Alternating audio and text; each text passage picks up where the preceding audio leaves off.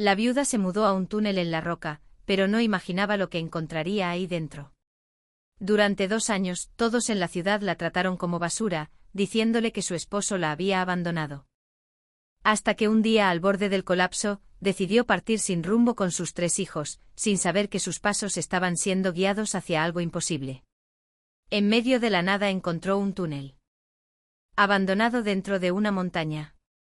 Lo que descubrió ahí dentro cambió todo. La verdad sobre su esposo, un secreto sepultado bajo toneladas de roca y algo más grande que nadie imaginaba. Pero el pasado no perdona fácilmente y hay quienes matarían por mantener ese secreto enterrado para siempre. Escribe en los comentarios, ¿has perdido a alguien importante y eso cambió tu vida? Dale clic al botón de like y vámonos con la historia. La mañana en que Ana Ríos recibió el último insulto en la plaza de Durango, algo se rompió dentro de ella para siempre. Había salido temprano. Con sus 3 hijos, Santiago de 11 años, Sofía de 8 y el pequeño Mateo de apenas 5, rumbo al mercado intentando estirar las últimas monedas que le quedaban para comprar frijol y tortillas. El sol apenas había salido cuando escuchó las risas. Primero pensó que era su imaginación, que el cansancio y las noches sin dormir la estaban engañando, pero no. Eran las voces de siempre. Las comadres que se juntaban cerca de los puestos de verduras, las mismas que antes la saludaban con cariño, las que ahora la miraban como si fuera un animal extraño. Ahí va la abandonada. Dijo una de ellas, lo suficientemente alto para que Ana escuchara. 2 años ya y todavía se hace la sufrida. Seguro él está feliz en Tijuana con otra familia, más joven, más bonita. Ana apretó la mano de Mateo con más fuerza de la necesaria. El niño la miró con ojos asustados, pero no dijo nada. Sofía caminaba con la cabeza baja, como siempre hacía cuando sabía que venían los comentarios. Solo Santiago caminaba erguido con los puños cerrados, como si quisiera defenderse de palabras que no podía golpear. Mi papá no nos abandonó, murmuró el niño entre dientes. Pero nadie lo escuchó. Ana siguió caminando fingiendo que no oía nada, que el mundo a su alrededor no existía, pero cada palabra era una piedra que le caía en el pecho. 2 años, 730 días desde que Emiliano salió de madrugada con su mochila gastada, sus botas de trabajo y una sonrisa cansada, pero llena de esperanza. Es temporal, mi vida, le había dicho en la puerta besándole la frente. Un trabajo en la sierra cerca de Parral. Buena paga. Vuelvo en 3 meses y nos vamos de aquí. Te lo prometo. 3 meses se convirtieron en 6. 6 en un año. Y luego silencio. Nadie sabía. Nada. La empresa constructora que lo había contratado cerró de golpe. Las oficinas quedaron vacías. Nadie respondió llamadas. Nadie dio explicaciones y en Durango la gente empezó a murmurar. Seguro se fue con otra, decían. Esos hombres nunca cambian. Dejan a la familia botada y se largan. Ana intentó defenderlo al principio, mostrar las cartas que él le había escrito, explicar que Emiliano era un hombre bueno, trabajador, fiel. Pero la ciudad no quería escuchar. La ciudad quería chismes, morbo, algo que hablar en las tardes calurosas mientras esperaban que pasara el tiempo. Esa mañana, después de comprar medio kilo de frijol y 4 tortillas frías, Ana regresó a su cuarto de renta, una habitación pequeña y húmeda en la orilla de la ciudad, donde los 4 dormían. En 2 colchones viejos, y se sentó en el suelo de tierra. Los niños la miraban sin hablar. Sabían que algo estaba pasando. Sabían que mamá estaba rota. Mamá, preguntó Sofía con voz temblorosa. ¿Estás bien? Ana no respondió de inmediato. Se quedó mirando el techo de lámina, escuchando el ruido de los carros que pasaban afuera, el ladrido de los perros callejeros, las voces de los vecinos. Que también hablaban de ella, siempre hablaban de ella, siempre decían lo mismo. Entonces, algo dentro de Ana se movió. No fue rabia, no fue tristeza, fue algo más profundo, más antiguo. Fue el instinto de supervivencia de una mujer que ya no tenía nada que perder. Se arrodilló en el suelo, cerró los ojos y habló en voz baja, casi en un susurro. Dios mío, si todavía me escuchas. Guía mis pasos, porque yo sola ya no puedo más. Santiago, Sofía y Mateo se quedaron inmóviles, observando a su madre rezar como nunca antes la habían visto hacerlo. No era un rezo tranquilo. Era un grito silencioso, una súplica desesperada de alguien que estaba al borde del abismo. Cuando Ana abrió los ojos, ya había tomado una decisión. «Empaquen lo que puedan cargar», dijo con voz firme, limpiándose las lágrimas con el dorso de la mano. «Nos vamos de aquí ahora». Los niños la miraron confundidos. «¿A dónde, mamá?», preguntó Santiago. Ana no tenía respuesta. No tenía plan, no tenía dinero, no tenía destino. Solo tenía una certeza. Quedarse en Durango significaba morir poco a poco bajo el peso de la humillación y el abandono. Mejor morir caminando, buscando algo, luchando, que quedarse ahí esperando a que el mundo terminara de aplastarla. Tomaron 2 bolsas de tela, metieron ropa, una cobija raída, una olla pequeña y las últimas tortillas. Ana guardó en su pecho una fotografía arrugada de Emiliano, la única que tenía. En ella él sonreía con los ojos entrecerrados por el sol, con las manos en los bolsillos y esa expresión de hombre bueno que nunca pudo fingir ser otra cosa. Salieron al amanecer del día siguiente antes de que los vecinos despertaran. Caminaron hacia el norte siguiendo la carretera que llevaba a Parral. Porque algo en el corazón de Ana le decía que ahí en la sierra estaba la respuesta. Quizás no encontraría a Emiliano, quizás nunca sabría la verdad, pero al menos moriría buscando, no esperando. Caminaron durante 3 días, comieron lo que pudieron pedir en los pueblos pequeños, durmieron bajo árboles en las orillas de caminos de terracería, envueltos en la única cobija que tenían. Mateo lloraba de cansancio, pero Santiago lo cargaba en la espalda sin quejarse. Sofía caminaba en silencio, sosteniendo la mano de su madre, como si supiera que cualquier palabra podría romperla. Frágil esperanza que los mantenía en movimiento. Al 4.º día llegaron a una zona montañosa, rocosa, donde la carretera se volvía angosta y peligrosa. A lo lejos, Ana vio algo que le llamó la atención. Una enorme formación de roca con un túnel en el centro, oscuro, profundo, como una boca abierta en la montaña. «Ahí», dijo señalando, «podemos descansar ahí». Se acercaron con cuidado. El túnel era reciente, excavado con maquinaria pesada. Había marcas de dinamita en las paredes, rieles rotos en el suelo, herramientas abandonadas. Todo indicaba que el trabajo había sido interrumpido de golpe. Ana entró primero con los niños detrás. El aire era fresco, húmedo, con olor a tierra recién removida. Avanzaron unos metros hacia adentro. La luz del sol apenas alcanzaba a iluminar las primeras piedras. Ana estaba a punto de detenerse cuando algo en el suelo captó su atención. Un casco de trabajo partido por la mitad, luego otro y entonces lo vio. Un par de botas viejas parcialmente enterradas bajo un montón de rocas. Botas de trabajo, botas que ella conocía. El corazón se le detuvo, las piernas le temblaron, se acercó despacio. Como si caminar más rápido fuera a confirmar lo que ya sabía. Se arrodilló frente a las botas y las tocó con las manos temblorosas. Eran las botas de Emiliano, las mismas que usaba desde antes de casarse, las mismas que tenía puestas el día que se fue. Ana abrió la boca para gritar, pero no salió ningún sonido. Ana empezó a remover las rocas con las manos. No sentía el dolor en los dedos. No sentía nada más que la urgencia de saber. Santiago se arrodilló a su lado y comenzó a ayudarla, moviendo piedras más pequeñas con una fuerza que no parecía de un niño de 11 años. Sofía abrazaba a Mateo contra su pecho, ambos temblando sin atreverse a mirar. «Mamá, ¿qué es?», preguntó Sofía con voz quebrada. Ana no respondió. Seguía cavando, sacando tierra, empujando rocas. El polvo le llenaba la boca, la garganta, los ojos, pero no se detuvo. No podía detenerse. Entonces apareció más tela, pantalón de mezclilla, el mismo que Emiliano usaba siempre para trabajar. Luego una mano pálida, sin vida. Ana soltó un grito ahogado y se echó hacia atrás, llevándose las manos al pecho. Santiago se quedó paralizado, mirando la mano de su padre entre las piedras. «No», murmuró Ana, «no, pero era inevitable». Siguió removiendo rocas, ahora más despacio, con lágrimas cayendo sobre la tierra. Aparecieron los brazos, el torso, el rostro cubierto de polvo y sangre. Seca. Era Emiliano, o lo que quedaba de él después de 2 años sepultado bajo toneladas de roca.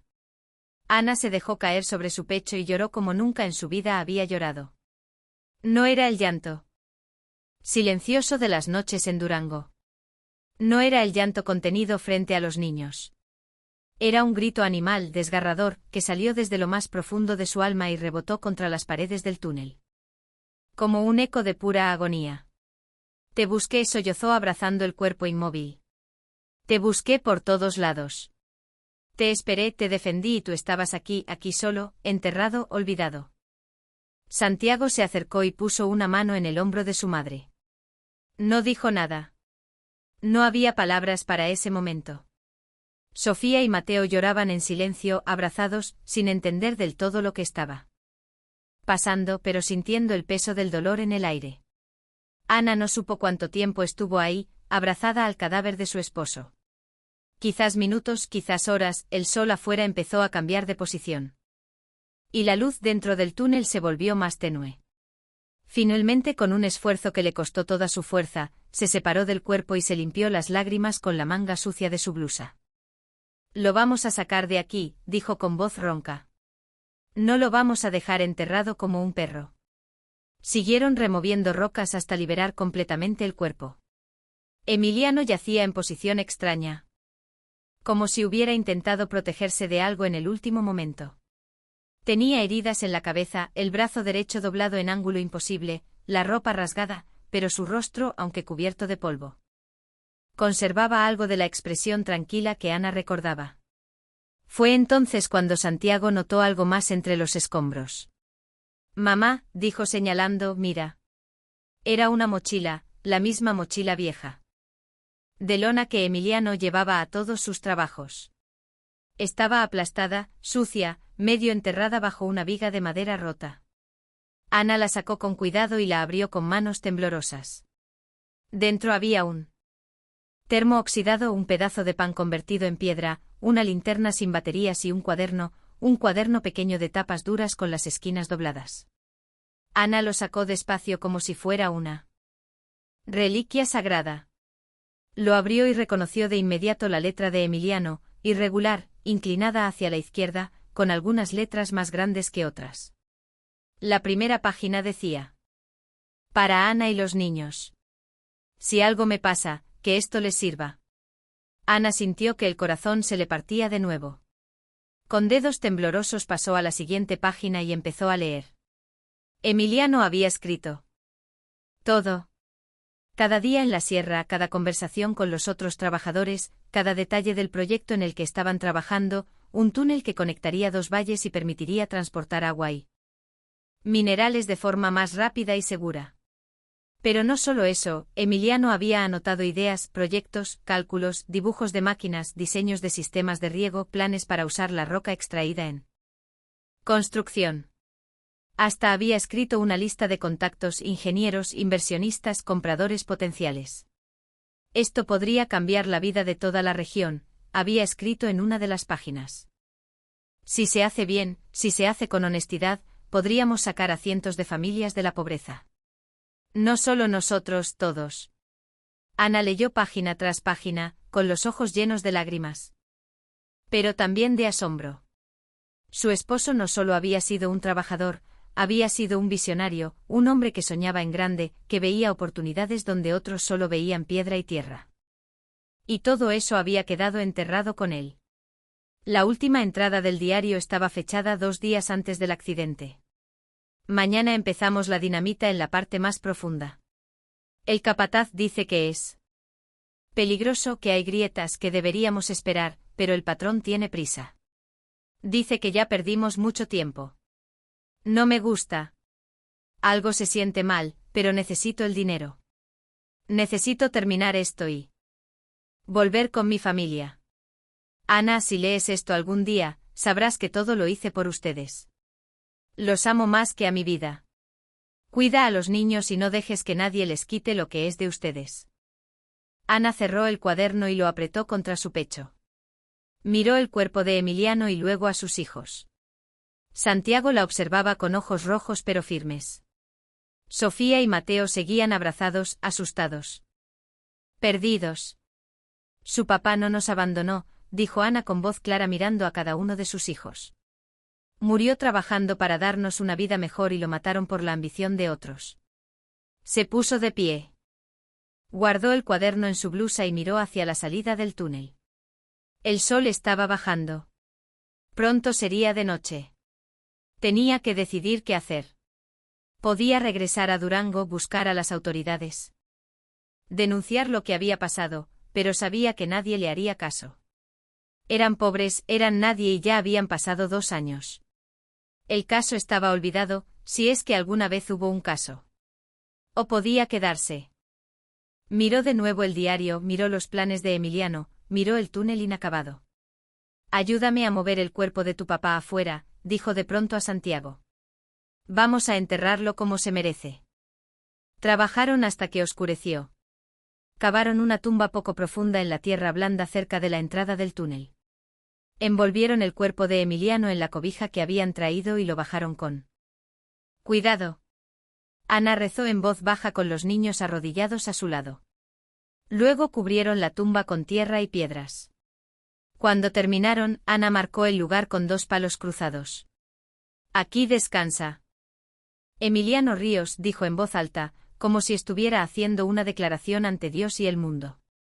Hombre bueno, esposo fiel, padre amoroso y el hombre que iba a cambiar todo. Se quedaron en silencio unos minutos. Luego Ana se limpió las manos en el pantalón y miró a sus hijos. Vamos a quedarnos aquí, dijo. Santiago la miró sorprendido. ¿Aquí? ¿En el túnel? Aquí, confirmó Ana. Tu padre dejó un mapa, dejó un plan y yo voy a terminarlo. Sofía frunció el ceño. Pero mamá, tú no sabes de esas cosas. Tú no sabes construir túneles. Ana la miró con una determinación que nunca antes había sentido. Voy a aprender. Esa noche durmieron dentro del túnel cerca de la entrada, donde todavía llegaba algo de luz de luna. Ana no pudo dormir. Se quedó despierta con él. Cuaderno abierto en las manos, leyendo una y otra vez los sueños de Emiliano. Y en algún momento entre el cansancio y la oscuridad, sintió algo que no había sentido en 2 años. Esperanza. Al amanecer del día siguiente Ana caminó sola hasta el pueblo más cercano. Era un lugar pequeño llamado San Isidro, apenas unas cuantas casas de adobe y una tienda. Preguntó por el dueño de las tierras donde estaba el túnel. Le dijeron que era un hombre llamado don Fermín Ugalde, un terrateniente viejo que vivía en una casa grande a las afueras del pueblo. Ana llegó a la casa al mediodía. Tocó la puerta, salió una mujer mayor, probablemente el ama de llaves. Vengo a ver a don Fermín, dijo Ana. La mujer la miró de arriba a abajo con desconfianza. ¿Y usted quién es? La viuda de uno de los hombres que murieron en el túnel hace 2 años, respondió Ana sin bajar la mirada. La mujer se quedó en silencio un momento, luego suspiró y abrió la puerta.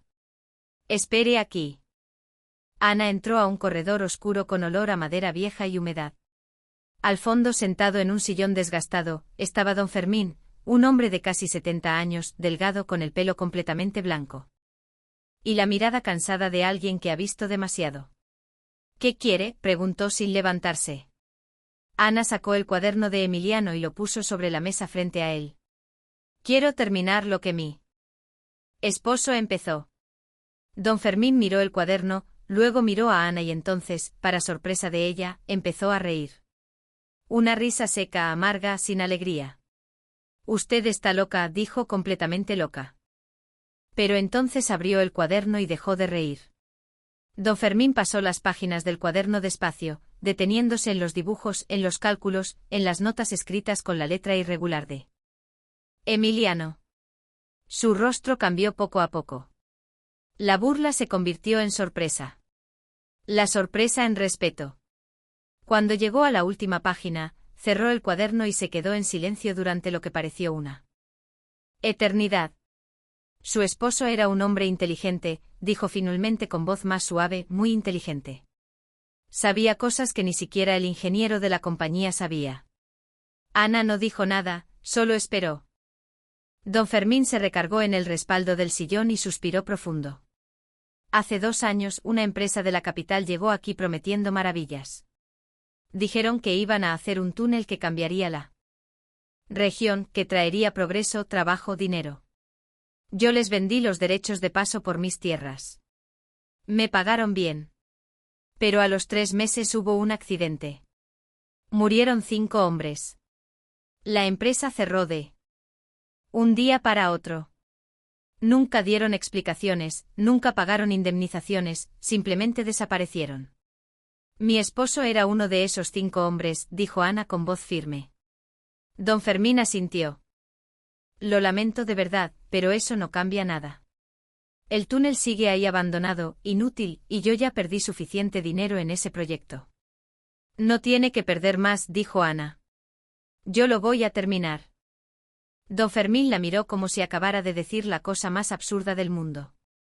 Usted, una mujer sola, sin dinero, sin experiencia, sin equipo, ¿cree que puede terminar un proyecto que dejó a una empresa entera en bancarrota? No lo creo, respondió Ana. Lo sé. Algo en su voz hizo que don Fermín dejara de sonreír. Vio en los ojos de esa mujer algo que reconoció, la mirada de alguien que ya no tiene nada que perder. Y esas personas, sabía él, eran las más peligrosas o las más capaces. Está bien, dijo despacio. Le voy a dar una oportunidad, pero con condiciones. Usted y sus hijos pueden quedarse en el túnel, pueden usar lo que quedó de herramientas, y si en 6 meses me demuestra que puede hacer algo, que el proyecto tiene futuro, entonces hablaremos de inversión real. Si no, se van. Trato, dijo Ana extendiendo la mano. Trato. Don Fermín estrechó su mano con fuerza, luego sacó un papel viejo de un cajón y escribió una carta rápida, autorizándola a trabajar en el túnel. Se la entregó junto con el cuaderno. Una cosa más, dijo don Fermín cuando Ana ya estaba en la puerta. El capataz que dirigía la obra antes del accidente sigue viviendo en el pueblo. Se llama Evaristo Solís. Era un borracho y un abusivo. Muchos dicen que él tuvo la culpa del derrumbe por no escuchar las advertencias. Tenga cuidado con él. Ana guardó la información en su memoria y salió de la casa. Caminó de regreso al túnel con el cuaderno apretado contra el pecho y una mezcla de miedo y emoción recorriéndole el cuerpo. No sabía cómo iba a hacer lo que acababa de prometer, pero sabía que no tenía opción. Era esto o regresar a Durango derrotada. Y eso nunca iba a pasar. Cuando llegó al túnel encontró a Santiago intentando encender una fogata con ramas secas. Sofía y Mateo dormían acurrucados cerca de la entrada. La escena le rompió el corazón, sus hijos viviendo como animales en una cueva. Todo por su decisión. ¿Cómo te fue?, preguntó Santiago sin levantar la vista. Tenemos 6 meses, respondió Ana. 6 meses para demostrar que podemos hacer algo con este lugar. Santiago dejó de soplar las ramas y la miró. ¿Y cómo vamos a hacerlo? No sabemos nada de túneles, mamá. Vamos a aprender, dijo Ana con una seguridad que no sentía del todo. Tu papá dejó todo escrito, solo tenemos que seguir sus instrucciones. Durante los siguientes días, Ana estudió el cuaderno de Emiliano como si fuera la Biblia. Cada noche a la luz de la fogata, leía en voz alta las notas, explicaba los dibujos a Santiago, intentaba entenderlos. Cálculos. El niño tenía buena cabeza para los números. Empezó a copiar los diagramas en la tierra con un palo, a hacer preguntas inteligentes, a proponer ideas. Aquí dice que necesitamos reforzar las paredes con vigas de madera, dijo Santiago una noche. Pero no tenemos madera, entonces vamos a conseguirla, respondió Ana. Al día siguiente caminó de nuevo hasta San Isidro y fue directamente al aserradero del pueblo. El dueño era un hombre llamado Macario, de unos 50 años, con manos enormes y cicatrices en los brazos. Ana le explicó lo que necesitaba. ¿Y con qué me va a pagar?, preguntó Macario con escepticismo. Con trabajo, dijo Ana.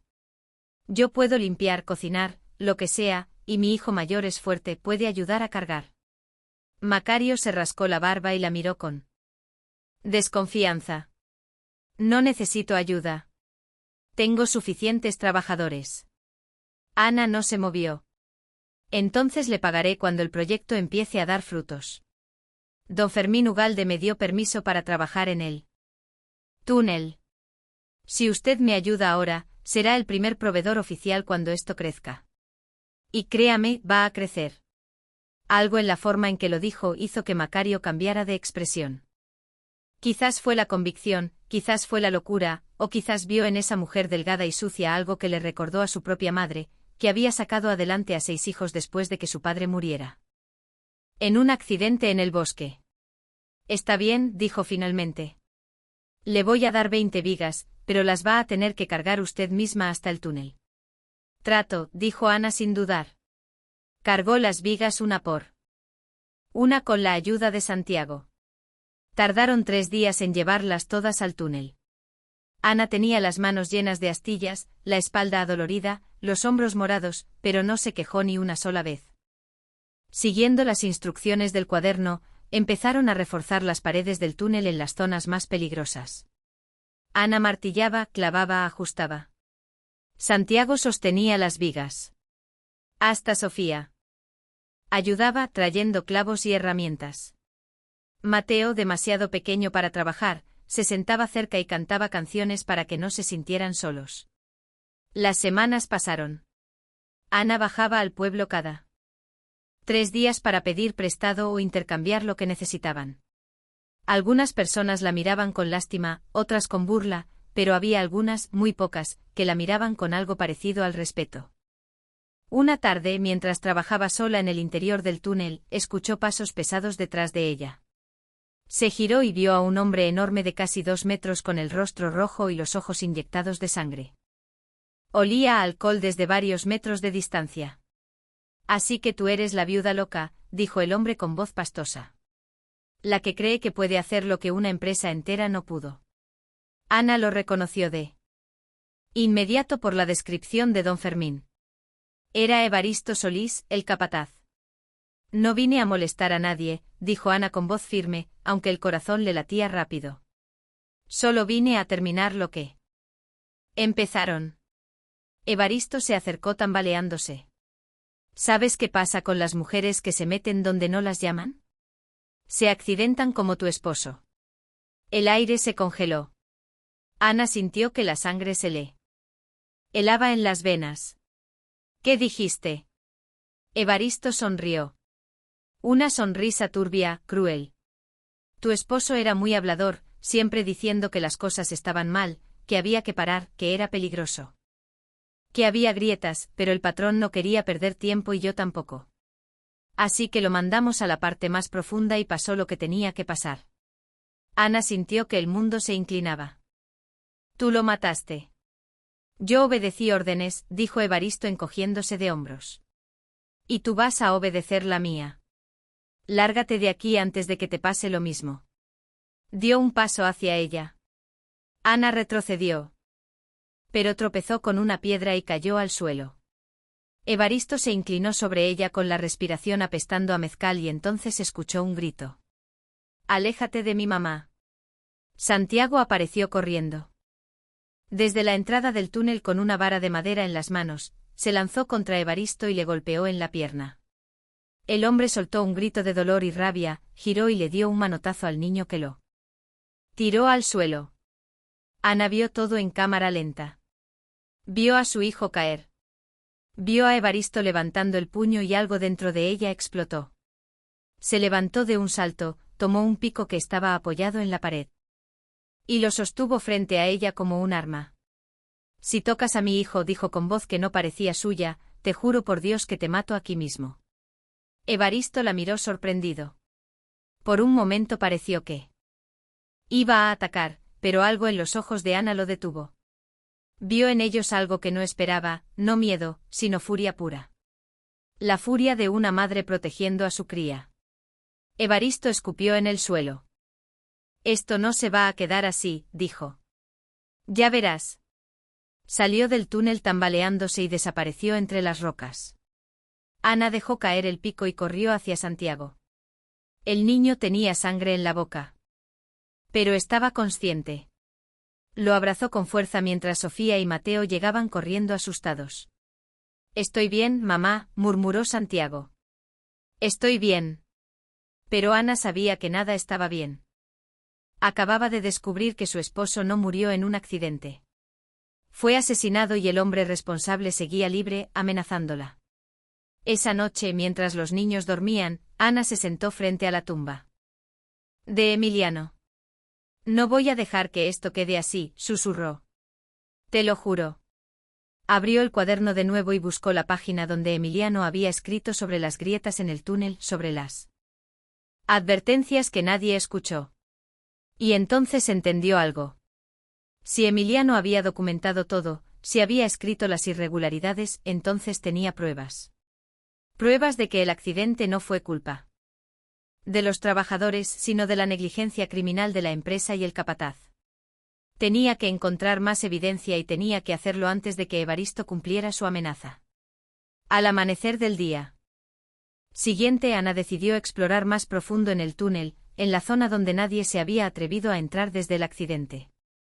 Tomó una linterna vieja que había encontrado entre las herramientas. La llenó con aceite y entró sola. Caminó durante lo que parecieron horas. El túnel se volvía más estrecho, más oscuro, más aterrador. Había marcas de dinamita en las paredes, grietas evidentes. Vigas rotas. Todo indicaba que Emiliano tenía razón. La zona era peligrosa y nunca debieron trabajar ahí sin refuerzos. Estaba a punto de regresar cuando la luz de la linterna iluminó algo en el suelo. Una caja de metal oxidada, medio enterrada. Ana la sacó con cuidado y la abrió. Dentro había documentos, contratos, planos oficiales y algo más. Fotografías de las grietas en el túnel tomadas semanas antes del accidente. En el reverso de una de ellas, con la letra de Emiliano decía: advertencia número 7, nadie escucha. Si algo pasa, esta es la prueba. Ana sintió que el corazón le daba un vuelco. Esto era todo lo que necesitaba. Con esto podía denunciar a Evaristo. Con esto podía exigir justicia. Pero entonces escuchó un ruido, un crujido profundo, como si la montaña entera estuviera moviéndose. Miró hacia arriba y vio lo que más temía, una grieta enorme en el techo del túnel y estaba creciendo. Ana no pensó. Su cuerpo reaccionó por instinto. Guardó la caja de metal bajo el brazo y echó a correr hacia la salida del túnel. Detrás de ella, el crujido se convirtió en un estruendo. Piedras empezaron a caer del techo. Una le golpeó el hombro, otra le rozó la cabeza. La linterna se le cayó de las manos y se apagó al instante. Quedó en completa oscuridad, pero Ana no se detuvo. Siguió corriendo a ciegas, tanteando las paredes con la mano libre, tropezando con escombros, sintiendo el polvo llenarle los pulmones. El ruido detrás de ella era ensordecedor. La montaña entera parecía estar derrumbándose. «Mamá», era la voz de Santiago desde algún lugar. «Adelante». «Mamá, por aquí». Ana siguió la voz como si fuera una cuerda salvavidas. Corrió más rápido, más desesperada y de pronto vio la luz. La entrada del túnel a 30 metros, a 20, a 10. Saltó hacia afuera. Justo cuando una avalancha de roca sellaba completamente la parte trasera del túnel. El impacto fue tan fuerte que la tiró al suelo. Rodó varios metros cuesta abajo con la caja de metal todavía apretada contra el pecho. Cuando finalmente se detuvo, se quedó tendida boca arriba, respirando con dificultad, cubierta de polvo y sangre. Santiago, Sofía y Mateo corrieron hacia ella gritando su nombre. «Estoy bien», jadeó Ana. «Estoy bien», pero no era cierto. Tenía cortes en los brazos, un golpe en la frente que sangraba. El hombro derecho le dolía de forma terrible. Pero estaba viva y tenía la caja. Se sentó despacio con la ayuda de Santiago y miró hacia el túnel. La entrada seguía abierta, pero la parte profunda donde había encontrado la caja ahora estaba completamente bloqueada. Toneladas de roca habían caído. Si hubiera tardado 5 segundos más, estaría muerta. ¿Qué pasó?, preguntó Santiago con voz temblorosa. ¿Por qué se cayó? Ana abrió la caja con manos temblorosas y sacó las fotografías. Se las mostró a Santiago. El niño las estudió en silencio, frunciendo el ceño. Son grietas, dijo finalmente. Grietas muy grandes. Tu papá las documentó, explicó Ana. Sabía que el túnel era peligroso. Se lo dijo al capataz y el capataz lo ignoró. Por eso murió. Por eso murieron todos. Santiago apretó los puños. Entonces tenemos que denunciarlo. Tenemos que ir con la policía. Ana negó con la cabeza despacio. La policía no nos va a hacer caso. Somos pobres. Somos nadie y ya pasaron 2 años. Van a decir que son mentiras. Que inventamos las pruebas. Entonces, ¿qué vamos a hacer?, preguntó el niño con frustración. Ana miró las fotografías de nuevo, luego miró el túnel derrumbado y algo en su mente hizo clic. Vamos a reconstruirlo, dijo con voz firme. Vamos a terminarlo y cuando esté funcionando, cuando todo el mundo vea que era posible, entonces vamos a mostrar estas pruebas. Vamos a demostrar que tú. Papá tenía razón, que él murió porque otros fueron irresponsables y codiciosos y van a tener que escucharnos. Santiago la miró con una mezcla de admiración y preocupación. Pero casi te mueres ahí. Adentro, mamá. ¿Y si vuelve a pasar? No va a pasar, dijo Ana con una seguridad que empezaba a sentir de verdad. Porque vamos a hacerlo bien, como tu papá quería, sin prisas, sin atajos. Con seguridad. Durante las siguientes semanas, Ana trabajó como nunca en su vida. Se levantaba antes del amanecer y trabajaba hasta que ya no veía sus propias manos.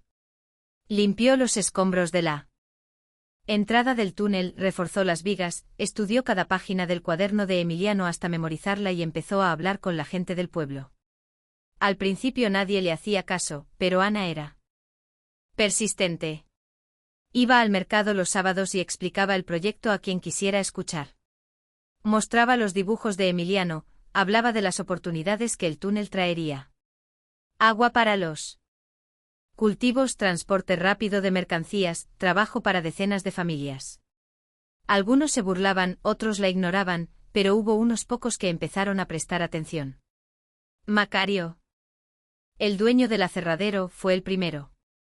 Un día llegó al túnel sin avisar con 2 de sus trabajadores y una carreta llena de madera. Oí que necesita más vigas, dijo con tono neutral. Ana lo miró sorprendida. No tengo con qué pagarle todavía. Ya me pagará cuando esto funcione, respondió Macario. Si es que funciona. Luego llegó doña Remedios, una mujer mayor que tenía una pequeña tienda de abarrotes en San Isidro. Trajo comida, frijoles, arroz, tortillas, chile seco. No puedo dejar que esos niños pasen hambre, dijo mirando a Sofía y Mateo. Me recuerdan a mis hijos. Cuando eran pequeños. Después apareció un joven llamado Gilberto, de unos 20 años, flaco y callado, que trabajaba en el campo, pero tenía conocimientos de albañilería. Se ofreció a ayudar 2 días a la semana. Mi tío murió en ese accidente. Dijo simplemente: si usted va a hacer algo al respecto, quiero ser parte. Poco a poco Ana empezó a formar un equipo pequeño, pero dedicado. No eran muchos, no tenían experiencia en proyectos grandes, pero tenían algo que valía más. Creían en ella. Don Fermín bajó al túnel un día de marzo, 3 meses después de que Ana empezara. Caminó por el interior, revisó las vigas, tocó las paredes reforzadas, no dijo nada durante un buen rato. Luego salió y miró a Ana con una expresión que era casi de respeto. Está progresando, dijo. No pensé que llegaría tan lejos. Voy a llegar hasta el final, respondió Ana. Don Fermín sacó un sobre de su chaqueta y se lo entregó. Esto es un anticipo. 500 pesos. No es mucho. Pero debería alcanzar para comprar herramientas y materiales básicos. Considérelo una inversión. Ana tomó el sobre con manos temblorosas. 500 pesos. Era más dinero del que había visto junto en toda su vida. Gracias, murmuró. No me agradezca todavía, dijo don Fermín. Todavía tiene que demostrar que esto puede funcionar y le quedan 3 meses. Esa misma noche Ana bajó al pueblo y fue directamente a la ferretería. Compró picos nuevos, palas, cuerdas, clavos, más lámparas de aceite. Compró también tela para hacer ropa nueva para los niños, porque la que tenían ya estaba destrozada. Y compró comida. Comida de verdad. Carne, huevos, leche. Cuando regresó al túnel cargando todo, los niños la miraron como si acabara de regresar de otro mundo. Esa noche cenaron bien por primera vez en meses. Ana preparó un guiso de carne con papas y chile. Hizo tortillas a mano. Los niños comieron hasta llenarse, algo que no habían hecho desde que salieron de Durango. ¿Vamos a estar bien? Mamá, preguntó Mateo con los ojos brillantes. Ana lo abrazó. Sí, mi amor, vamos a estar bien. Pero la paz no duró mucho. Una semana después, Ana estaba trabajando en el túnel cuando escuchó gritos afuera. Salió corriendo y vio a un grupo de 5 hombres. Al frente estaba Evaristo Solís, más borracho que nunca, con una botella en una mano y una antorcha en la otra. Te advertí. Gritó Evaristo arrastrando las palabras. Te dije que te largaras, pero no hiciste caso. Los otros hombres con él eran trabajadores del campo, todos con cara de pocos amigos. Ana reconoció a 2 de ellos. Eran amigos de Evaristo, conocidos por causar problemas en el pueblo cuando bebían. No tengo nada que hablar contigo, dijo Ana con voz firme, aunque el corazón le latía rápido. Claro que sí, dijo Evaristo acercándose. Estás hablando mal de mí por todo el pueblo diciendo que yo maté a tu esposo. Eso es difamación y yo no lo voy a permitir. No es difamación si es verdad, respondió Ana, y tengo pruebas. Evaristo se detuvo. Su expresión cambió. ¿Qué pruebas? Ana se dio cuenta demasiado tarde de que había dicho de más, pero ya no podía retractarse. Fotografías, documentos, todo lo que mi esposo guardó antes del accidente, pruebas de que tú sabías que el túnel era peligroso y mandaste a los hombres ahí de todas formas. Evaristo tiró la botella al suelo. Se escuchó el vidrio rompiéndose contra las rocas. Su rostro se puso rojo de furia. Dame esas pruebas. Ahora. Nunca. Evaristo hizo una señal a los otros hombres. Búsquenlas. Destruyan todo lo que encuentren. Los hombres se lanzaron hacia el túnel. Ana intentó detenerlos, pero uno de ellos la empujó con tanta fuerza que cayó al suelo. Santiago apareció de la nada y se lanzó contra el hombre golpeándolo con los puños. Gilberto, que estaba trabajando cerca, también corrió a ayudar. Se formó una pelea caótica, gritos, golpes, polvo levantándose. Sofía y Mateo lloraban escondidos detrás de unas rocas. Ana intentó levantarse, pero Evaristo la sujetó del brazo con fuerza brutal. ¿Dónde están?, gritó en su cara. ¿Dónde escondiste las pruebas? Ana escupió a sus pies. Vete al infierno. Evaristo levantó la mano para golpearla, pero antes de que pudiera hacerlo, se escuchó un disparo al aire. Todo el mundo se congeló. De entre las rocas apareció don Fermín Ugalde con una escopeta vieja en las manos y una expresión de furia absoluta en el rostro. Suficiente, dijo con voz que no admitía réplica.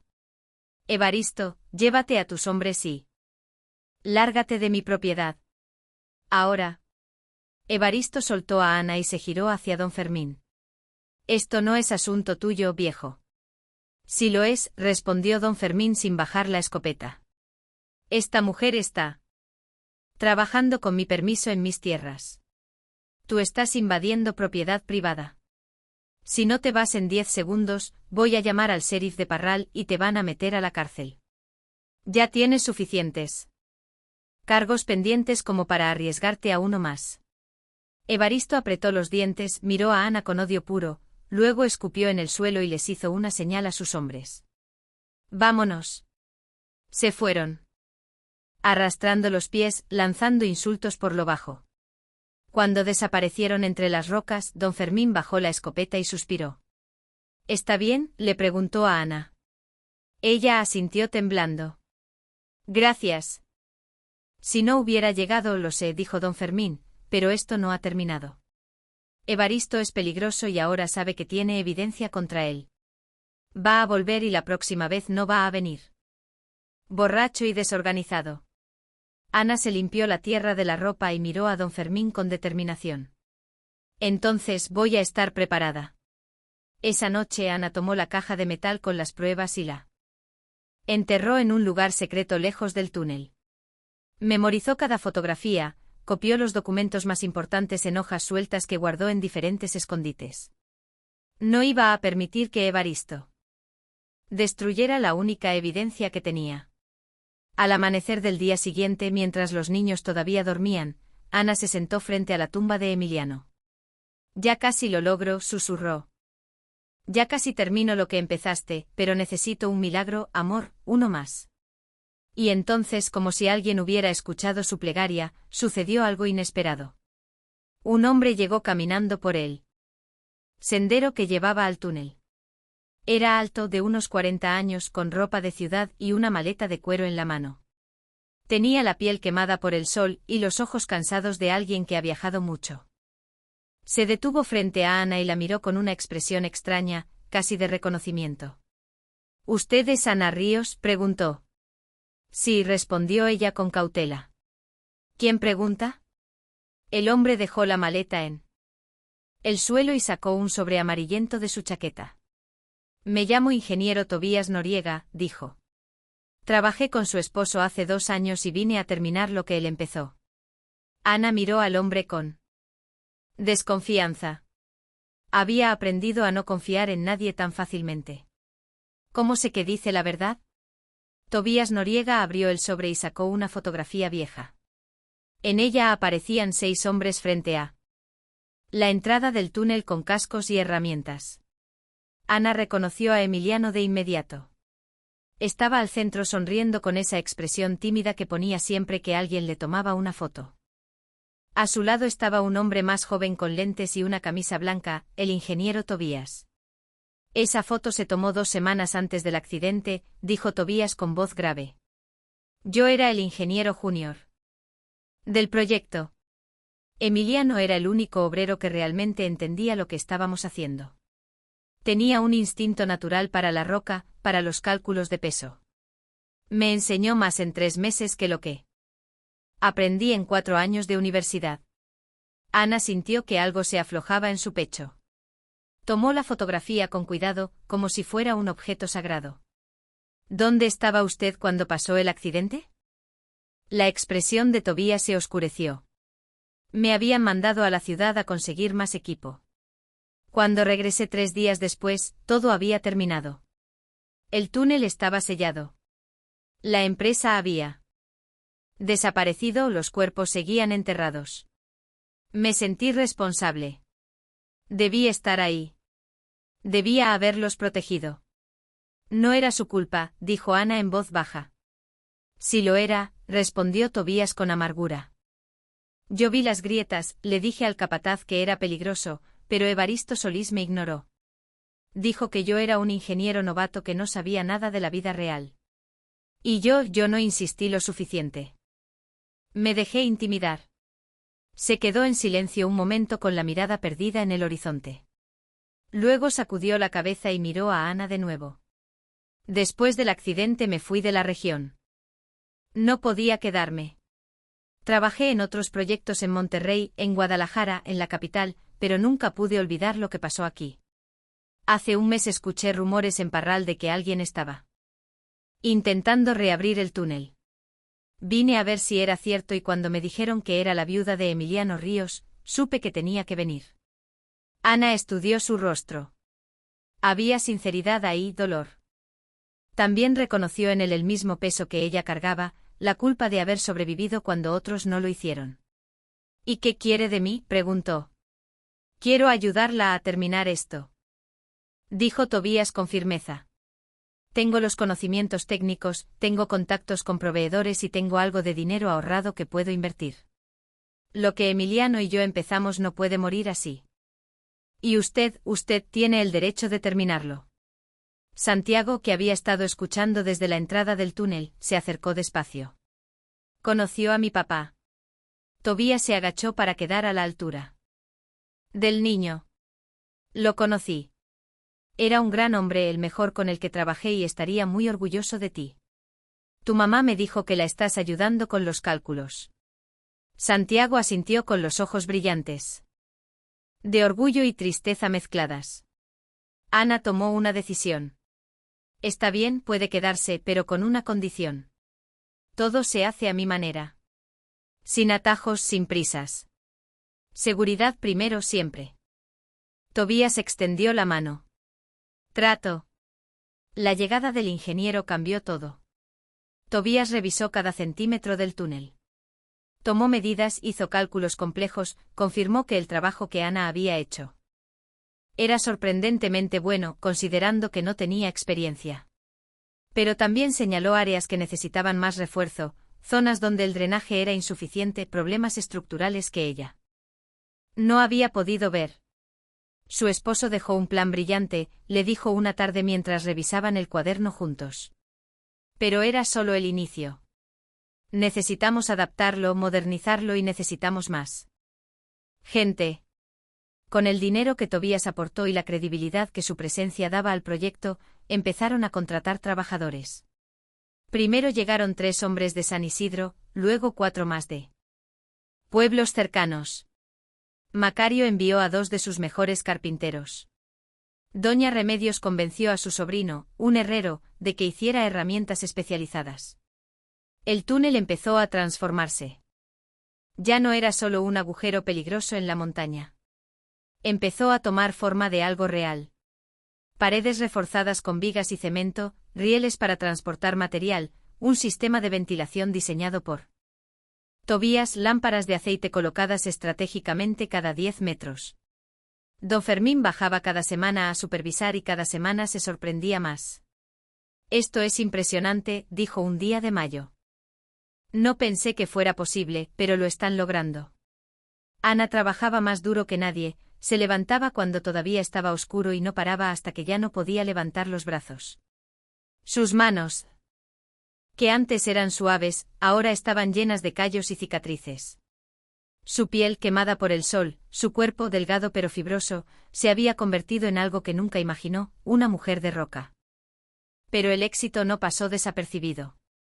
Una noche Gilberto llegó corriendo al túnel con expresión de alarma. Ana, hay problemas. Evaristo está juntando gente en el pueblo. Dicen que viene a destruir el túnel y esta vez viene preparado. Ana sintió que la sangre se le helaba. ¿Cuándo? Mañana. Al amanecer. Escuché que van a traer dinamita. Van a volar la entrada. Tobías, que estaba cerca, intervino. Tenemos que avisar a las autoridades, al sheriff de Parral. No va a llegar a tiempo, dijo Ana. El pueblo está a 3 horas de aquí. Para cuando venga ya será tarde. Entonces nos vamos, dijo Tobías. Tomamos a los niños y nos largamos. No vale la pena morir por esto. Ana lo miró con una expresión que le heló la sangre al ingeniero. Yo no me voy a ningún lado. Mi esposo murió aquí. Su sueño está aquí y yo no voy a dejar que un borracho cobarde lo destruya. Ana, piensa en sus hijos, insistió Tobías. Estoy pensando en ellos, respondió ella con voz firme. ¿Qué tipo de madre sería si les enseñara a huir cada vez que alguien los amenaza? No vamos a defender lo que es nuestro. Esa noche Ana reunió a todos los trabajadores. Eran 11 hombres en total, más ella, Tobías y Santiago, 13 contra quién sabe cuántos. Mañana va a venir Evaristo con su gente, les dijo sin rodeos. Van a intentar destruir lo que hemos construido. Nadie está obligado a quedarse. Si quieren irse, lo entiendo. No los voy a juzgar. Los hombres se miraron entre sí.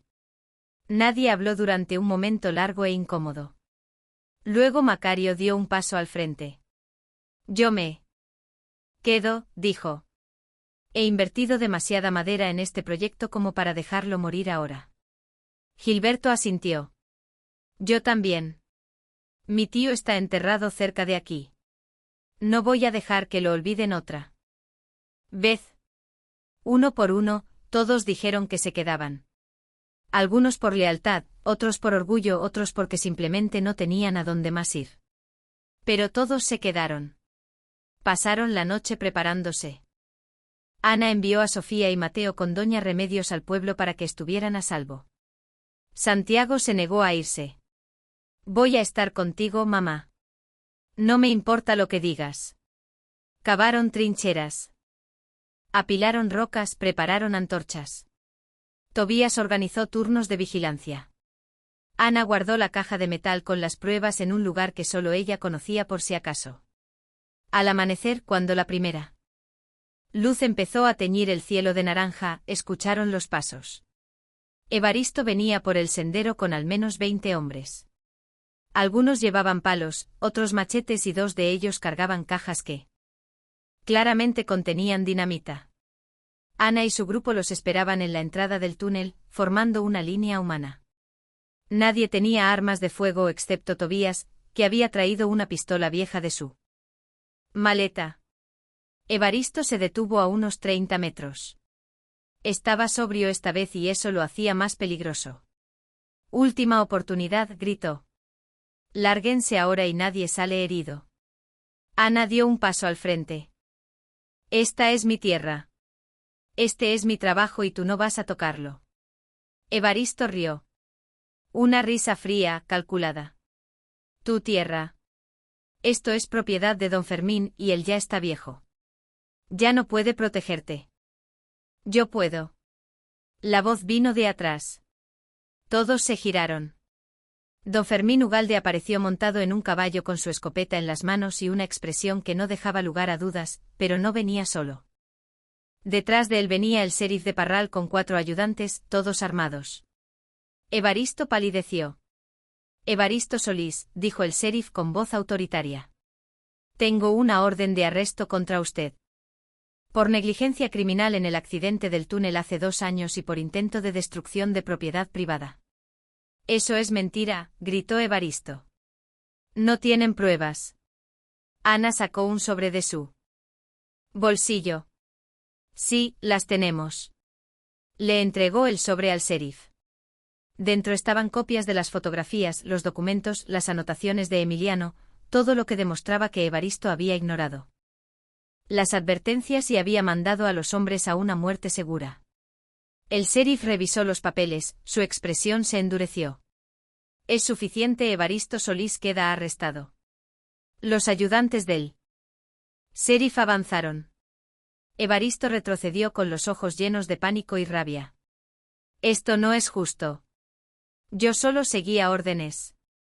Las órdenes no justifican asesinato, dijo Ana con voz helada. Evaristo la miró con odio puro y entonces hizo algo desesperado e impredecible. Corrió hacia uno de los hombres que cargaba dinamita, le arrebató un cartucho y una cerilla y corrió directamente hacia la entrada del túnel. Si yo caigo, esto cae conmigo, gritó encendiendo la mecha. Todo sucedió en cámara lenta. Ana vio la mecha chispeando. Vio a Evaristo corriendo hacia el túnel con él.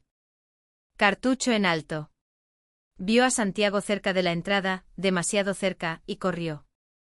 No pensó, no dudó. Su cuerpo se movió por instinto de madre. Se lanzó sobre Santiago, lo tiró al suelo y lo cubrió con su cuerpo. Justo cuando Evaristo lanzaba la dinamita hacia el interior del túnel. La explosión fue ensordecedora. Todo se volvió blanco, luego negro, luego silencio absoluto. Cuando Ana abrió los ojos, estaba tendida en el suelo con Santiago debajo de ella, temblando pero vivo. El túnel seguía en pie.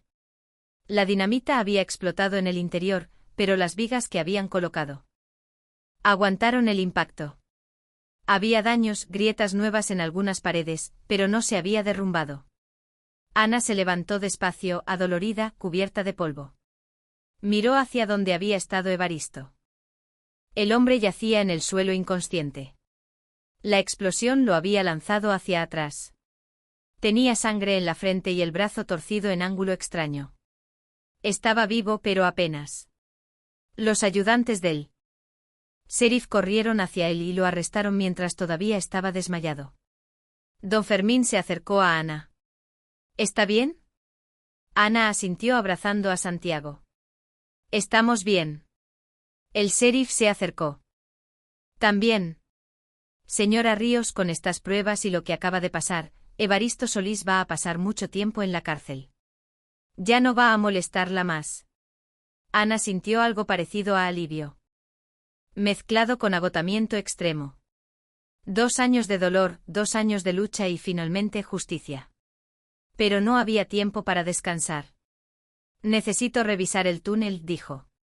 Ver cuánto daño hizo la explosión. Tobías ya estaba adentro con una lámpara en la mano. Ana lo siguió. Caminaron por el interior evaluando cada grieta, cada viga dañada. Era malo, pero no irreparable. Y entonces Tobías se detuvo de golpe. Ana, dijo con voz extraña. Venga a ver esto. Ana se acercó. Tobías estaba iluminando una sección de la pared que la explosión había agrietado. Detrás de la roca rota se veía algo que brillaba a la luz de la lámpara. Algo dorado. No puede ser, murmuró Tobías. Ana se acercó más con el corazón latiendo rápido. Tocó la superficie brillante con la mano. Era una veta. Una veta enorme de oro incrustada en la roca de la montaña. Y no era la única. Mientras más alumbraban, más vetas aparecían, extendiéndose hacia el fondo del túnel, como venas doradas en un cuerpo de piedra. Ana y Tobías se miraron en silencio absoluto. Todo el tiempo habían estado construyendo un túnel de transporte, pero resulta que estaban parados sobre una mina de oro. Ana no pudo dormir esa noche. Se quedó sentada frente al túnel con la mirada perdida en la oscuridad tratando de procesar lo que habían encontrado. Oro, no una pequeña veta que podía explotarse con suerte. Una formación masiva que, según Tobías, se extendía por toda la montaña. Una fortuna que había estado ahí todo el tiempo, escondida detrás de toneladas de roca. Emiliano había muerto sin saberlo. ¿Qué pisaba? La empresa que lo contrató tampoco lo supo. Evaristo menos. Todos habían estado ciegos, enfocados en construir un túnel para agua y transporte, sin imaginar que debajo había algo mucho más valioso. ¿Qué vas a hacer?, le preguntó Tobías cuando salió el sol. El ingeniero tampoco había dormido. Tenía los ojos rojos, la ropa arrugada, expresión de alguien que acaba de ver cambiar su destino. Ana miró el túnel, luego miró la tumba de Emiliano marcada por los 2 palos cruzados. Voy a hacer lo que él hubiera querido. Voy a hacerlo bien, sin avaricia, sin traicionar a nadie. Eso suena noble, dijo Tobías con cautela. Pero el oro trae problemas. Cuando la gente se entere, van a venir todos, van a querer una parte. Inversionistas, empresas, el gobierno y no todos van a jugar limpio. Lo sé, dijo Ana. Por eso tenemos que ser inteligentes. Lo primero que hizo fue hablar con don Fermín. El terrateniente llegó al mediodía, todavía montado en su caballo. Con expresión cansada, pero curiosa. Tobías le había mandado un mensaje urgente la noche anterior. Ana lo llevó al interior del túnel y le mostró las vetas de oro. Don Fermín se quedó en silencio. Durante varios minutos, simplemente mirando el brillo dorado en las paredes. Cuando finalmente habló, su voz sonaba extrañamente tranquila. Esto es grande, dijo, más grande que cualquier cosa que haya visto en esta región. Lo sé, respondió Ana, y por eso necesito hablar con usted. Salieron del túnel y se sentaron en unas rocas planas con el sol de la mañana calentándoles la espalda. Ana habló con claridad, sin rodeos. Esta tierra es suya. Legalmente ese oro le pertenece. Yo podría quedarme callada, seguir trabajando en el túnel y usted nunca sabría lo que hay ahí abajo. Pero no voy a hacer eso. No es mi forma de ser. Lo que sí le voy a proponer es un trato. Don Fermín la miró con atención. Escucho. Usted me da los derechos de explotación de la mina. Yo me encargo de todo. La extracción, la administración, las ventas y le doy el 30% de las ganancias. De por vida. Don Fermín frunció el ceño. Podría pedirle el 50 o el 70. Esta es mi tierra. Podría, admitió Ana, pero entonces tendría que encontrar a alguien más que haga el trabajo, alguien en quien confíe, alguien que no lo traicione en cuanto vea la primera pepita de oro. Y usted sabe que esas personas no abundan. Don Fermín se quedó pensando, luego sonrió. Una sonrisa pequeña, pero genuina. Su esposo era inteligente, pero usted es más inteligente todavía. Extendió la mano. Trato. 30%, pero quiero que todo sea legal. Contratos firmados, papeles en orden, nada de acuerdos de palabra. Así lo prefiero yo también, dijo Ana estrechando su mano. Los siguientes meses fueron un torbellino. Tobías contactó a un abogado en Chihuahua, que los ayudó a formar una empresa legalmente constituida. Minera Emiliano Ríos y compañía. Ana era la dueña principal. Don Fermín tenía su 30% garantizado. Tobías recibió el 10% como socio técnico. El resto se dividió en pequeñas acciones para los trabajadores que habían estado desde el principio. Macario, Gilberto, Doña Remedios y otros. Todos los que creyeron cuando nadie creía merecen una parte, dijo Ana cuando Tobías sugirió quedarse con más porcentaje. No voy a ser de esas personas que se enriquecen solas y olvidan a quienes las ayudaron. Trajeron ingenieros especializados en minería, geólogos, químicos para analizar la pureza del oro. Todos confirmaron lo mismo. La veta era extraordinaria. Una de las más grandes encontradas en el norte de México en décadas. La noticia empezó a esparcirse primero en San Isidro, luego en Parral, después en Chihuahua y finalmente llegó a la capital. Empresas mineras ofrecieron comprar la mina por sumas enormes. Ana rechazó todas las ofertas. No está en venta, decía una y otra vez.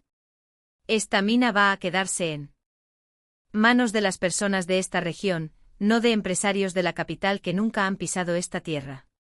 Para el mes de septiembre, la minera Emiliano Ríos ya estaba operando formalmente. Contrataron a 50 trabajadores locales, construyeron barracas para que vivieran cerca de la mina. Compraron equipo moderno, taladros, carretas, sistemas de ventilación, rieles reforzados. Tobías diseñó un sistema de extracción seguro siguiendo cada protocolo que existía. Nada de atajos, nada de prisas. Nunca más va a morir alguien por codicia en esta mina, declaró Ana el día de la inauguración oficial. Eso se los juro por la memoria de mi esposo. El primer cargamento de oro se vendió en octubre. Las ganancias fueron más altas de lo que cualquiera había imaginado. Ana pagó todos los salarios, cubrió todos los gastos, separó el porcentaje de Don Fermín y de Tobías y guardó el resto en una cuenta bancaria en Chihuahua. Por primera vez en su vida tenía dinero. Dinero real, y no sabía qué hacer con él. Una tarde de noviembre, sentada en la oficina improvisada que habían construido cerca del túnel, Ana sacó el cuaderno de Emiliano, lo abrió en la página donde él había escrito sus sueños: escuelas para los niños de la región, casas dignas para las familias, agua potable para los pueblos, trabajo justo para todos. Lo voy a hacer, murmuró pasando los dedos por la letra irregular de su esposo. Voy a hacer realidad cada una de tus ideas. Empezó poco a poco. Primero construyó una escuela en San Isidro, pequeña de 2 salones. Pero con buenos maestros y materiales nuevos. Sofía y Mateo fueron de los primeros estudiantes. Santiago, que ya tenía 12 años, dividía su tiempo entre estudiar y ayudar en la mina. Luego mandó construir un sistema de agua potable para el pueblo. Perforaron pozos, instalaron tuberías, llevaron agua limpia a cada casa. Doña Remedios lloró el día que abrió la llave de su cocina. Y salió agua cristalina. Nunca pensé que vería esto antes de morirme, dijo abrazando a Ana. Bendita seas, hija. Después vinieron las casas. Ana compró terrenos y mandó construir 20 viviendas. Modestas pero dignas para las familias de los trabajadores, cada una con 2 cuartos, cocina, baño propio, lujo impensable para gente que había vivido toda la vida en chozas de adobe. Para diciembre, la minera Emiliano Ríos era el empleador más importante de toda la región. Más de 100 familias dependían directa o indirectamente del trabajo que Ana había creado. Y ella seguía viviendo en una habitación sencilla cerca del túnel con sus 3 hijos sin lujos innecesarios. ¿Por qué no te construyes una casa grande?, le preguntó Tobías un día. Tienes el dinero, te lo mereces. No necesito una casa grande, respondió Ana. Necesito que los niños de esta región tengan futuro. Eso es lo que necesito. Pero no todo era paz. El éxito atrajo envidia. Algunas personas en los pueblos vecinos empezaron a murmurar que Ana se había aprovechado de la desgracia de su esposo, que el oro debía ser repartido entre todos, que ella no tenía derecho a quedarse con tanto. Un día llegó una comitiva del gobierno estatal. 3 hombres en traje con portafolios de cuero y expresiones de superioridad. Querían revisar los permisos de la mina, las licencias, los contratos. Buscaban irregularidades para poder intervenir. Ana los recibió en la oficina con Tobías a su lado y todos los papeles en orden sobre la mesa. Revisen lo que quieran, dijo con voz firme. Aquí está todo legal, registrado, sin trampas. Los hombres revisaron durante horas, buscaron errores, buscaron excusas, no encontraron nada, todo estaba impecablemente en orden. Cuando se fueron, uno de ellos murmuró entre dientes. Qué lástima, una india ignorante con suerte. Ana lo escuchó, pero no respondió. Ya había aprendido que el mejor insulto era el éxito. Para enero del año siguiente, la minera Emiliano Ríos ya era conocida en todo el norte del país. Periódicos de Chihuahua y hasta de la capital publicaron artículos sobre la viuda que encontró oro donde otros solo vieron piedra. Algunos la retrataban como heroína, otros como oportunista. A Ana no le importaba ninguna de las dos versiones. Solo me importa cumplir mi promesa, le dijo a Santiago una noche. Tu papá murió soñando con un mundo mejor. Yo voy a construir ese mundo, aunque me tome el resto de mi vida. Una tarde de febrero, mientras revisaba los libros de cuentas, tocaron a la puerta de la oficina. Ana levantó la vista y se quedó helada. En la puerta estaba una mujer que reconoció de inmediato. Era Elvira, una de las comadres de Durango que más la había humillado en la plaza. Una de las que gritaba que Emiliano la había abandonado. La mujer estaba delgada, vestida con ropa vieja, con los ojos hinchados de llorar. Se quedó en la entrada sin atreverse a entrar. ¿Qué haces aquí?, preguntó Ana con voz neutral. Elvira tragó saliva. Vine a pedirte perdón y a pedirte ayuda. Ana no dijo nada. Esperó. Mi esposo está enfermo, continuó Elvira con voz quebrada. Necesita medicina que no puedo pagar. No tengo a dónde ir. Me dijeron que tú ayudas a la gente y yo sé que no tengo derecho. Sé que fui terrible contigo, pero mis hijos. La mujer rompió a llorar. Ana la miró durante un momento largo. Podía sentir la rabia antigua queriendo salir. El recuerdo de cada insulto, cada humillación, cada palabra cruel en aquella plaza. Pero también recordó algo que Emiliano le había dicho una vez mucho tiempo atrás. La venganza no construye nada, mi vida, solo destruye. Ana abrió un cajón, sacó dinero y se lo extendió a Elvira. Toma. Para la medicina y para comida. Elvira miró el dinero sin poder creerlo. ¿Por qué? Después de todo lo que te hice. Porque tus hijos no tienen la culpa de tus errores, respondió Ana. Y porque yo no soy como tú. Elvira tomó el dinero con manos temblorosas y cayó de rodillas. Gracias, Dios te bendiga. Gracias. Cuando la mujer se fue, Tobías entró a la oficina. Había escuchado todo desde afuera. Eres demasiado buena, dijo moviendo la cabeza. No soy buena, respondió Ana. Solo estoy cansada de tanto odio. Pero ese pequeño acto de perdón desencadenó algo inesperado. La noticia llegó a Durango y de pronto Ana empezó a recibir cartas, docenas de cartas, todas de personas de su antigua ciudad. Algunas pedían perdón, otras pedían ayuda. Algunas solo querían decir que siempre habían creído en ella. Mentiras obvias que Ana leía con tristeza. Una tarde leyendo las cartas, Ana tomó una decisión. Voy a regresar a Durango, le dijo a Tobías. El ingeniero la miró sorprendido. ¿Para qué? Ya no tienes nada ahí. Precisamente por eso, respondió Ana, porque ya no tengo nada que demostrarles. Pero hay gente allá que sí.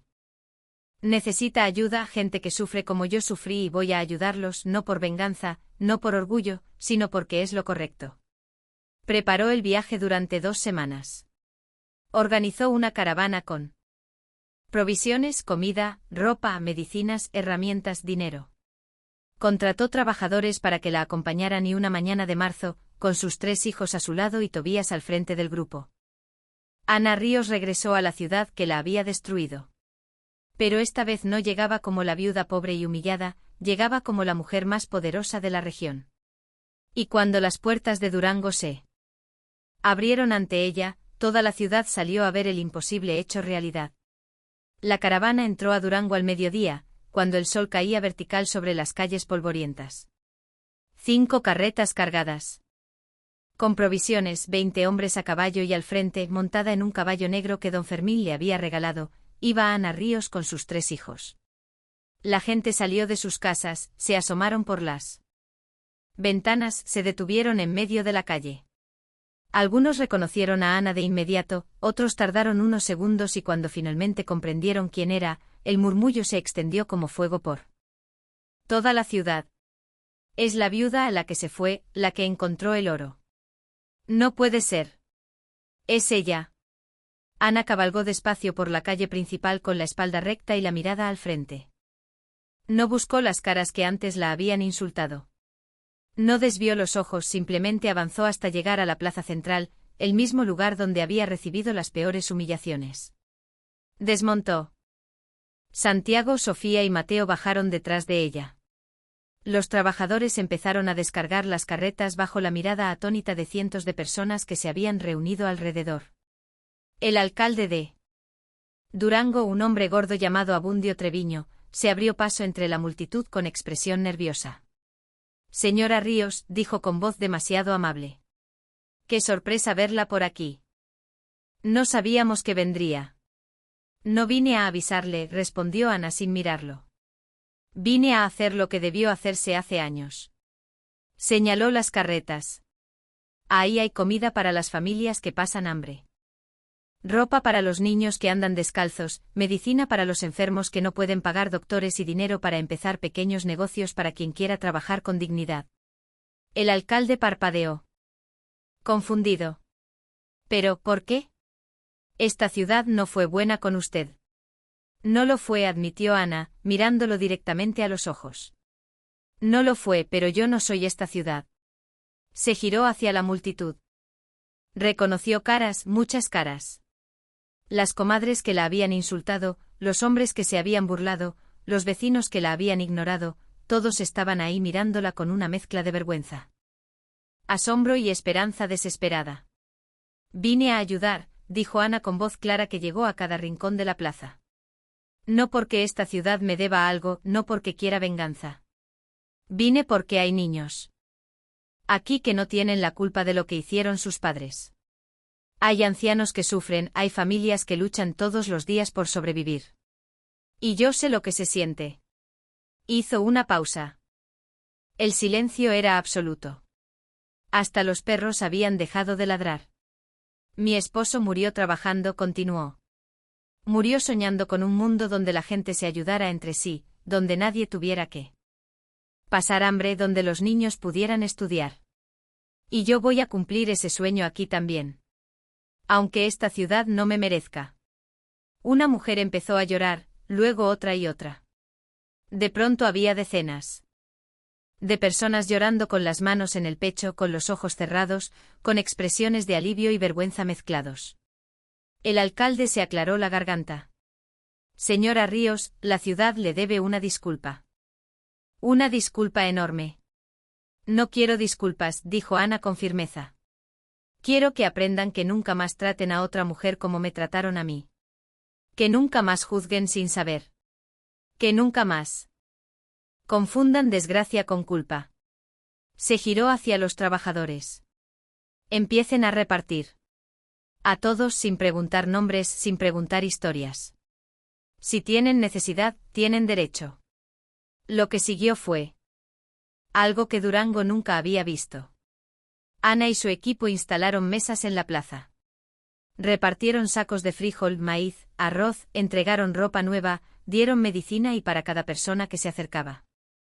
Con un proyecto honesto con ganas de trabajar, Ana entregaba dinero, no mucho, lo suficiente para empezar algo pequeño, un puesto de comida, una zapatería, un taller de costura. Entre la multitud, Ana vio a Elvira. La mujer estaba al fondo sin atreverse a acercarse. Ana la llamó con un gesto. Elvira se acercó temblando. ¿Cómo está tu esposo?, preguntó Ana. Mejor, murmuró Elvira sin poder mirarla a los ojos. La medicina funcionó. Gracias. Ana le entregó otro sobre. Esto es para que abras un negocio, algo pequeño, lo que sea que sepas hacer.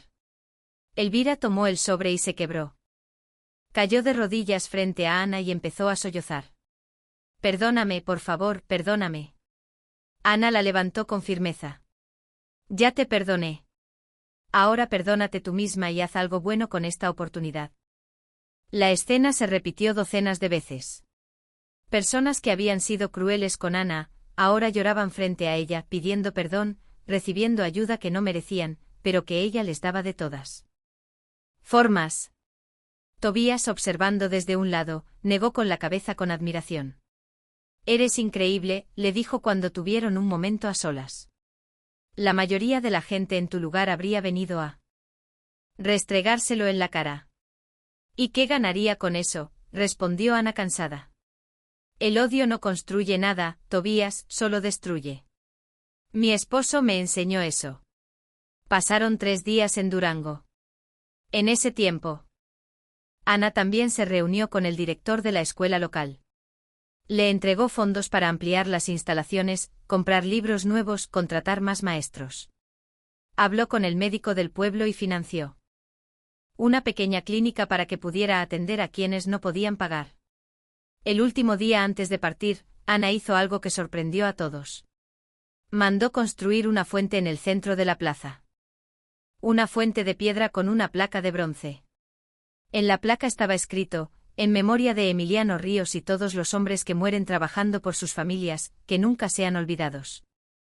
Que nunca sean juzgados, que siempre sean honrados. Cuando la gente leyó la placa, muchos lloraron de nuevo porque comprendieron que Ana no había venido a humillarlos.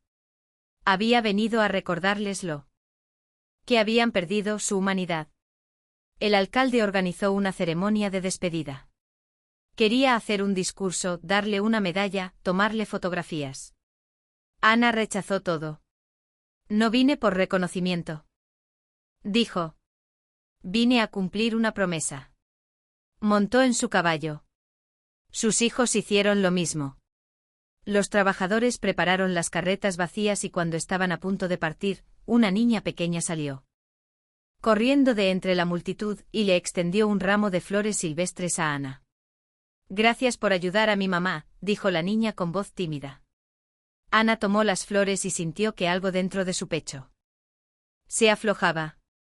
Todo el dolor, todo el resentimiento, todo el peso que había cargado durante años se evaporó en ese instante mirando los ojos limpios de esa niña, que no sabía nada de odios viejos ni humillaciones pasadas. De nada, mi vida, dijo Ana con voz suave. Cuida mucho a tu mamá. La caravana partió de Durango mientras la ciudad entera los despedía desde las calles. Algunos aplaudían. Otros lloraban.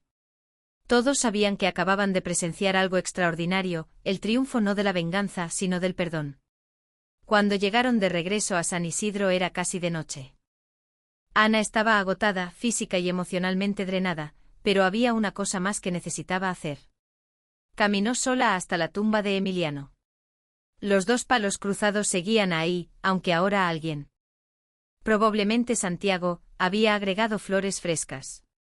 Ana se arrodilló frente a la tumba y puso su mano sobre la tierra. Lo logré, susurró. Terminé lo que empezaste. El túnel funciona. La mina da trabajo a cientos de familias. Hay escuelas, hay comida, hay esperanza. Y Evaristo está en la cárcel pagando por lo que te hizo. Las lágrimas empezaron a caer sin que pudiera detenerlas. Te extraño todos los días. Los niños te extrañan.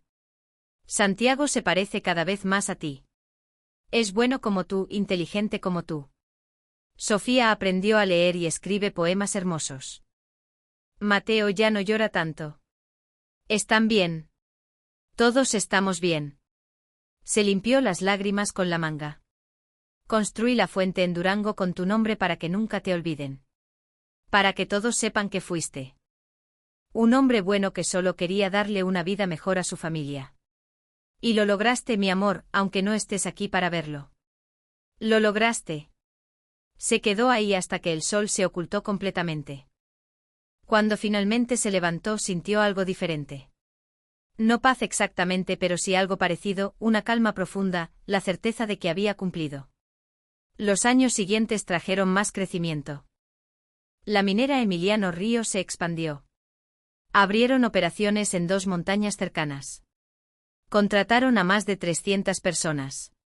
Construyeron un hospital en Parral, 3 escuelas más en pueblos pequeños. Un orfanato en Chihuahua para niños que habían perdido a sus padres en accidentes de trabajo. Santiago creció y se convirtió en ingeniero estudiando en la capital, pero regresando cada verano para trabajar en la mina de su padre. Sofía se hizo maestra y abrió una escuela para niñas en San Isidro, algo revolucionario para la época. Mateo, el más pequeño, resultó tener talento para los números. Y se convirtió en el contador oficial de la empresa. Ana nunca se volvió a casar. Tuve el amor de mi vida, decía cuando alguien le preguntaba. No necesito otro. Se convirtió en una figura legendaria en el norte de México. Periódicos de todo el país escribieron sobre ella. La llamaban la viuda de oro, la mujer de piedra, la santa de la sierra. Ella odiaba todos esos nombres. No soy santa, le dijo a un periodista que vino desde la capital a entrevistarla. Solo soy una mujer que se negó a rendirse. Don Fermín murió tranquilo a los 80 años, sabiendo que su inversión en Ana había sido la mejor decisión de su vida. Tobías se quedó en San Isidro, se casó con una maestra local y tuvo 4 hijos. Siguió siendo el ingeniero jefe de la mina hasta el día de su muerte. Macario expandió su aserradero hasta convertirlo en el más grande de la región. Gilberto abrió su propio taller de construcción. Doña Remedios vivió lo suficiente para ver a sus nietos graduarse de la escuela que Ana había construido. Y en Durango, la fuente con el nombre de Emiliano Ríos se convirtió en un lugar de encuentro. Las madres llevaban a sus hijos ahí a jugar. Los ancianos se sentaban a su alrededor a contar historias y nadie nunca volvió a olvidar el nombre del hombre que murió trabajando y de la mujer que convirtió su muerte en vida. Ana vivió hasta los 72 años. Siguió trabajando en la mina hasta el final, revisando cuentas, tomando decisiones, asegurándose de que todo se hiciera con honestidad. El día que murió, estaba sentada en su oficina con él. Cuaderno de Emiliano abierto frente a ella, leyendo por milésima vez sus sueños. La encontró Santiago, ahora un hombre de 40 años con canas en las sienes. Ella tenía una expresión tranquila. Casi sonreía. La enterraron junto a Emiliano en la montaña donde todo había comenzado. Miles de personas asistieron al funeral, trabajadores de la mina, familias que ella había ayudado. Niños que habían estudiado en sus escuelas, madres que habían comido gracias a su generosidad. En su tumba pusieron una lápida sencilla de piedra gris, sin adornos, sin frases pomposas. Solo decía: Ana Ríos, esposa, madre, constructora de sueños. Años después, cuando Santiago ya era un hombre viejo, llevó a sus propios nietos a la montaña. Les mostró el túnel, ahora completamente reforzado y operativo. Les mostró la mina de oro que seguía dando trabajo a cientos de familias. Les mostró las escuelas, el hospital, las casas y luego los llevó a las tumbas de sus abuelos. Ella era pobre. Les dijo a los niños: La trataron mal, la humillaron, la quisieron destruir, pero se negó a ser destruida. Y con sus propias manos, con lágrimas y sangre construyó todo esto. No por orgullo. No por venganza, sino porque creía que la vida debía ser mejor para todos. Los niños miraron las tumbas en silencio. Luego uno de ellos, una niña de 7 años con los mismos ojos oscuros de Ana, preguntó: «Abuelita, ¿era una santa?». Santiago sonrió. No, era algo mejor. Era humana y eso la hizo más poderosa que cualquier santo. La brisa de la sierra sopló suave entre las rocas. Movió las flores que alguien había dejado en la tumba y por un momento, Santiago juró que podía escuchar la voz de su madre cálida y firme, susurrándole al viento las mismas palabras que le había dicho tantas veces cuando era niño. Nunca te rindas, nunca odies, nunca olvides de dónde vienes. Y cuando puedas ayudar a alguien, hazlo. Aunque no te lo merezcan, aunque no te lo agradezcan. Hazlo porque es lo correcto y porque al final lo único que nos llevamos de este mundo es lo que dimos. El sol empezó a bajar detrás de las montañas, tiñendo el cielo de oro, el mismo color que había cambiado el destino de una viuda que se negó a ser víctima.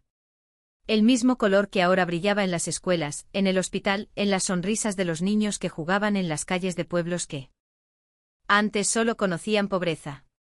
Y en algún lugar profundo dentro de la montaña, donde la roca se encontraba con el oro, donde el sueño de un hombre bueno se había convertido en el legado de una mujer extraordinaria, la historia seguía escribiéndose, porque algunas historias nunca terminan, solo se transforman en leyenda.